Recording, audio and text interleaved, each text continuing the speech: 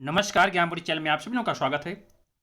कुछ लोग कमेंट करके पूछ रहे हैं और बहुत लोग कमेंट कर रहे हैं इस ऐसे प्रश्न को कि सर हम एससी कैटेगरी से हैं तो हमें भी इनकम सर्टिफिकेट बनवाना पड़ेगा क्या? ईडब्ल्यूएस सर्टिफिकेट बनवाना पड़ेगा क्या? इसकी जानकारी मैं आपको दूंगा और किसे इनकम सर्टिफिकेट बनवाने की ज़रूरत होगी, किसे इनकम सर्टिफिकेट बनवाने की ज़रूरत नहीं है, ये डिटेल में जानकारी दूंगा। कुछ लोग पूछ रहे हैं सर क्या ईडब्ल्यूडीजी कैटेगरी के भी फॉर्म निकल चुके हैं क्या? इसकी भी जानकारी दूंगा कि फॉर्म निकले हैं या नहीं निकले हैं या कब तक निकलेंगे, इसका भी नोटिफिकेशन मैं आपको बताऊंगा।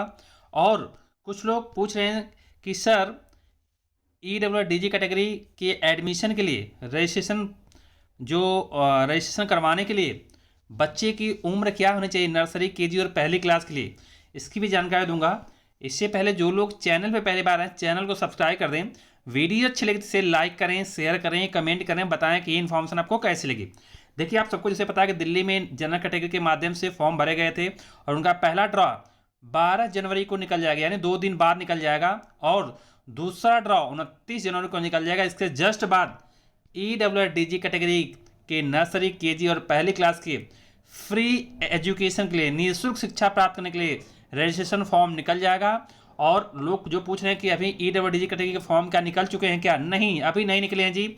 ईडब्ल्यूडीजी कैटेगरी के फॉर्म जो अभी नहीं निकले हैं उनके फॉर्म फरवरी में निकलने के पूरे चांस है। जैसे जनरल कैटेगरी वाले बच्चों का एडमिशन हो जाएगा उसके जस्ट बाद ईडब्ल्यूडीजी एंड सीडब्ल्यू कैटेगरी के नर्सरी, केजी और पहले क्लास के फॉर्म निकल जाएंगे और इसी वेबसाइट से निकलेंगे जो आप देख पा रहे हैं edudel.nic.in। और लोग पूछ रहे हैं कि सर ईडब्ल्यूडीजी एडमिशन के लिए बच्चे की उम्र क्या होनी चाहिए?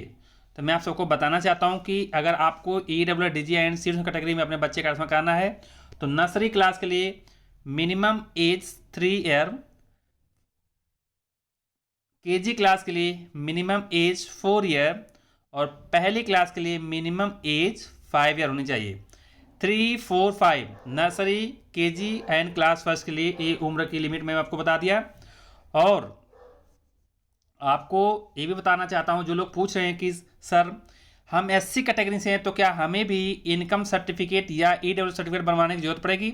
मैं आप सबको बताना चाहता हूँ कि जो लोग एससी कैटेगरी से हैं, चाहे एसटी कैटेगरी से हैं, चाहे ओबीसी कैटेगरी से हैं, आपको ईडब्ल्यू सर्टिफिकेट बनवाने की ज़रूरत नहीं है। आपको इनकम सर्टिफिकेट बनवाने की ज़रूरत बिल्कुल भी नहीं है।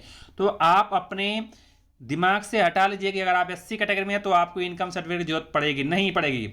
आप एसटी कैटेगरी से हैं तो आपको भी इनकम सर्टिफिकेट की जरूरत नहीं पड़ेगी, और आप ओबीसी कैटेगरी से हैं तो भी आपको इनकम सर्टिफिकेट की जरूरत नहीं पड़ेगी।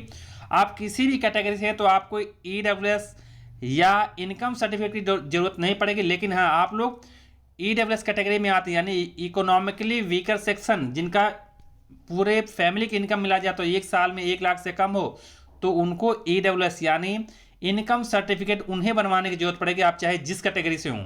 यानी आप किसी भी कैटेगरी से हैं आप ईडब्ल्यूएस हो सकते हैं। इकोनॉमिकली वीकर सेक्शन, देखो कोई एससी है, एसटी, ओबीसी, वो भी ईडब्ल्यूएस कैटेगरी के अंतर्गत आ सकता है। उसकी पूरी फैमिली की इनकम 1 साल में मिला जाए तो हो सकता है 1 लाख से कम हो। तो ईडब्ल्यूएस कैटेगरी आप किसी कैटेगरी से हो सकते हैं, बट आप अगर एससी कैटेगरी से हैं, ओबीसी कैटेगरी से या एससी कैटेगरी से या किसी भी कैटेगरी से, आप कैटेगरी से यानी डीजी कैटेगरी के माध्यम से फॉर्म भरिए और आपको इनकम सर्टिफिकेट की जरूरत बिल्कुल भी नहीं पड़ेगी। इसके अलावा अगर आपको कोई जानकारी चाहिए तो कमेंट बॉक्स में कमेंट करना, उसको जवाब दूंगा।